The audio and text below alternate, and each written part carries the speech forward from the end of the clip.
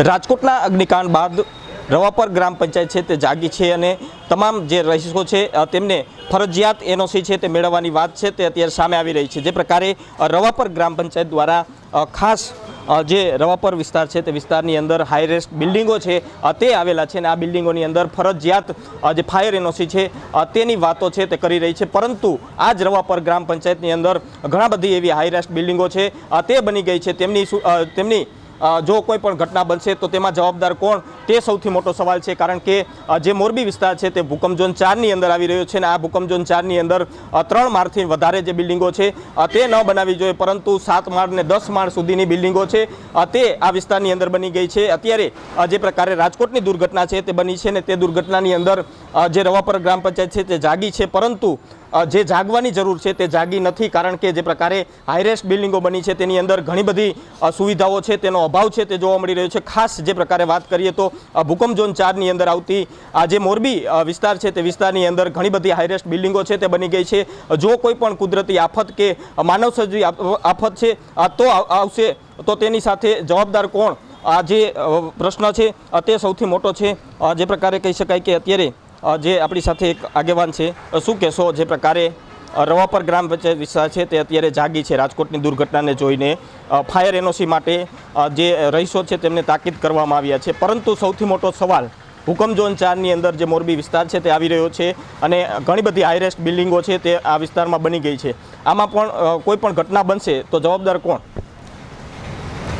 28 March 2011થી Gujarat સરકાર impact ફીનો કાયદો લાવી, ગુરુડા 2011। આજે 13 વર્ષ પછી પણ ગેરકાયદે બાંધકામો બંધ થયા નથી અને આજની તારીખે ગેરકાયદે બાંધકામો ચાલુ છે। હવે ઘણી બધી પીઆઈએલો ચાલતી હતી, અમોએ પણ 3 પીઆઈએલ દાખલ કરેલી આ બાબતે અને એ પીઆઈએલોના અનુસંધાને ગુજરાત હાઈકોર્ટે રાજ્ય સરકારને પૂછ્યું કે ભાઈ તમે શું બાંહેધરી આપો છો? એટલે રાજ્ય સરકારે ગુરુડા 2011માં કલમ 8ની પેટા કલમ 4માં વ્યવસ્થા કરી કે 28 માર્ચ 2011 પછીના કોઈ પણ ગેરકાયદે બાંધકામો રેગ્યુલર થઈ શકશે નહીં। આજે 13 વર્ષથી ગેરકાયદે બાંધકામો ચાલે છે અને આ બાંધકામો છે ને એની વ્યાખ્યામાં બનાવવાના હોય છે। 1985થી બિનખેતીની પરિશિષ્ટ 1 અને 2ની શરતોનું પાલન કરીને બાંધકામ મંજૂરીઓ આપવાની હોય છે।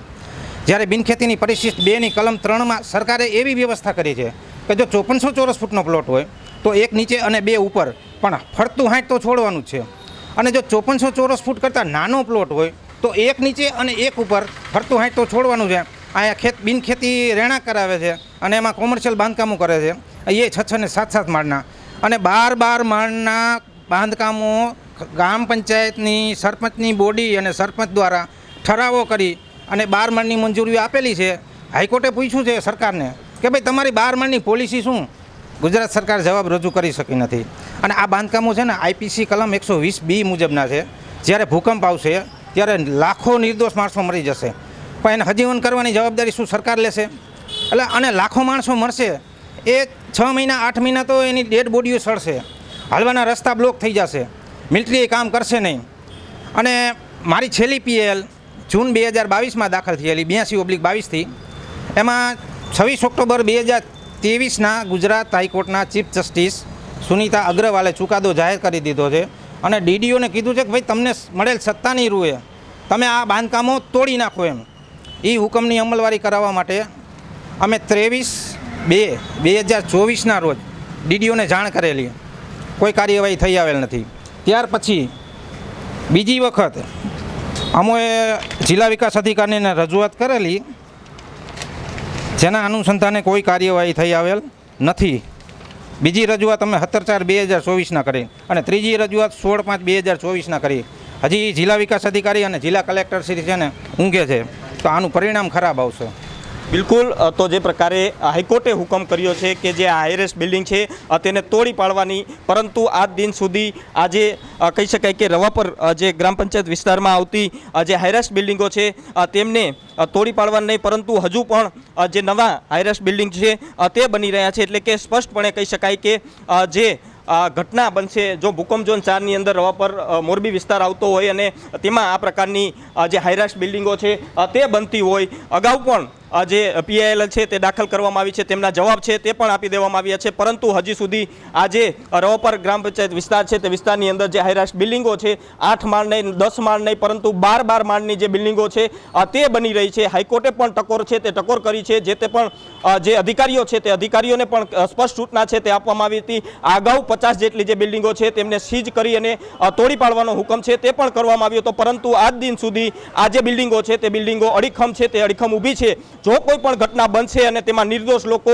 મૃત્યુને ભેટશે તો તેમના જવાબદાર કોણ, તે સૌથી મોટો સવાલ છે તે જોવા મળી રહ્યો છે. કારણ કે જે પ્રકારે દિવસે ને દિવસે જે ગેરકાયદેસર બાંધકામો છે તે ધમધમી રહ્યા છે, જે નગરપાલિકા છે, જે ગ્રામ પંચાયતો છે તે આડેધડ પોતાના વિસ્તારની અંદર ગેરકાયદેસર પાર્કિંગ છે તે પાર્કિંગ જે બિલ્ડિંગો છે તે બિલ્ડિંગોને મંજૂરી આપી રહ્યા છે. કયા આધારે મંજૂરીઓ છે તે આપી રહ્યા છે તે સૌથી મોટો સવાલ છે. કારણ કે જે પ્રકારે એક પછી એક ગુજરાતની અંદર દુર્ઘટનાઓ બની રહી છે, તેમાં નિર્દોષ લોકો છે તે મૃત્યુને ભેટી રહ્યા છે, ત્યારે આ તમામ જવાબદારો કોણ છે તે સૌથી મોટો સવાલ છે. હાઈકોર્ટ પણ ટકોર વારંવાર કરી રહી છે, પરંતુ આજ દિન સુધી આ જે બિલ્ડિંગો છે, ગેરકાયદેસર જે બિલ્ડિંગો છે તે કેમ ધમધમી રહી છે, કેમ આ બિલ્ડિંગોને રોકવામાં નથી આવતી, કેમ નિયમ મુજબ આ જે બિલ્ડિંગો છે તે બનાવવામાં નથી આવતી, તે સૌથી મોટો સવાલ છે. તે અત્યારે જોવા મળી રહ્યો છે. સરકારે તાત્કાલિક જાગવું જોઈએ અને આવી જે બિલ્ડિંગો છે તેને તાત્કાલિક રોકવું જોઈએ અને અત્યારથી જ નક્કી કરવું જોઈએ કે આમાં દુર્ઘટના બનશે તો જવાબદાર કોણ. કારણ કે જે પણ દુર્ઘટના બને છે ત્યારબાદ જ સરકાર છે તે સરકાર જાગે છે અને જે જવાબદારો છે તે જવાબદારોને શોધે છે, પરંતુ અત્યારથી આ જો બિલ્ડિંગોને રોકવામાં આવશે અને કોઈ દુર્ઘટના ન બને તેની તકેદારી રાખવી પડશે, તે ફરજિયાત છે. નમસ્કાર.